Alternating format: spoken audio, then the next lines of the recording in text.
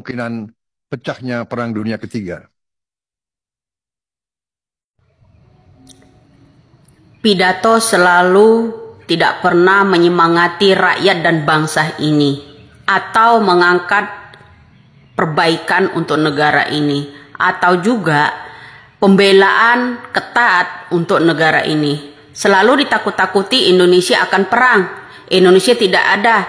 Indonesia akan pecah perang ketiga dengan situasi karena situasi kita mengenai perdagangan dunia. Dan ini, kok calon pemimpin selalu menakut-nakuti negara kita, selalu yang namanya pesimis. Kalau memang dulu ada wawancara atau ada pidatonya mengenai kalau pertahanan kita ini ya negara kita ini lemah, sementara Anda udah dijadikan sebagai Menhan, ya kan? Mana pertahanannya? Jangankan urusan negara PBB dan sebagainya. Tuh Papua aja amburadul. Setiap ada mengangkat korupsi besar-besaran, yang namanya KKB selalu aksi. Itu satu.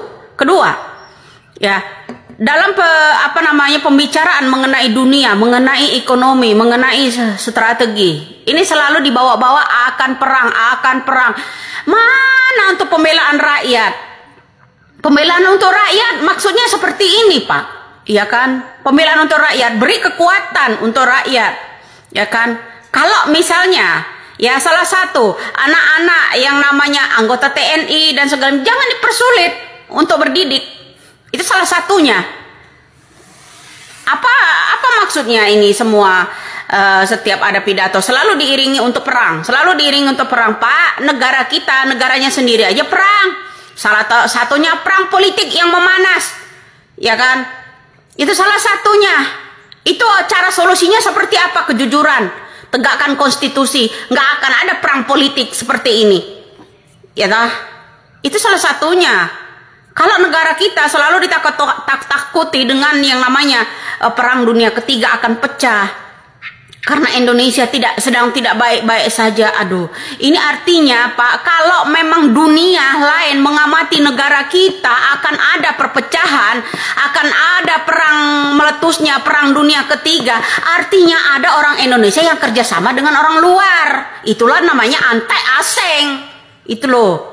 Ya, saya harap ini pidato ke depan itu untuk memulihkan keadaan seperti ini seperti apa. Jangan hanya manis di depan aja deh. Ya, kritik negara kita ini kan membangun, ya kan? Bangunlah rakyat kita ini agar bersatu seperti apa? Tidak ada perpecahan, jangankan pecah dunia, ya. Ini negara kita ini persaudaraannya banyak terpecah akibat pelanggaran. Banyak ada pelanggaran HAM, banyak pelanggaran konstitusi. Ini yang selalu saya sindirkan sini. Kenapa? Kalau ada kritikan rakyat juga selalu ditakut-takuti, ya kan? Pelanggaran IT, ITE dan segala macam akan saya buktikan kalau ada kritik pedas rakyat. Kita bukan mencaci maki, Pak. Ini kritikan rakyat. Bangunlah negara kita ini dengan tidak selalu menakut-nakuti dengan adanya perang. Keadaan kita yang seperti ini aja, perang moral yang ada di Indonesia ini aja susah mengatasinya. Ini perang moral, Pak. Jangankan perang ke dunia. Kembali lagi mengenai peperangan yang katanya akan meletusnya, akan terpecah, Indonesia akan terpecah. Diamati oleh pakar-pakar yang ada di luar negeri. Kalau Indonesia ini akan terpecah, akan ada perang dunia ketiga. Ya kan? Kekhawatirannya di mana? Saya tanya, kekhawatiran di mana? Seakan-akan bangga bahwa Indonesia ini akan ada perang dunia ketiga. Pertanyaan saya, kalau memang dunia mengamati Indonesia ini akan ada pecah, pakar-pakar orang situ, siapa sih yang bersahabat dengan orang-orang pakar-pakar tersebut? Saya tanya. Siapa sih orang-orang yang memprediksikan negara kita ini yang akan ini? Orang-orang yang anti-anti asing ini kan? Ya, siapa kira-kira sih orang-orang anti-anti asing ini, Pak, yang selalu memprediksikan Indonesia akan terpecah, Indonesia tidak baik-baik saja, Indonesia akan ada perang dunia ketiga. Sebagai calon pemimpin, saya harap hentikanlah omongan yang seperti itu. Indonesia tidak baik-baik saja, Indonesia akan ada perpecahan, Indonesia Ini aja udah pecah belah negara kita. Ya kan, ngurusin Israel, ngurusin yang namanya negara lain, Irak dan sebagainya, butuh bantuan. Indonesia butuh bantuan moral. Indonesia butuh bantuan ekonomi.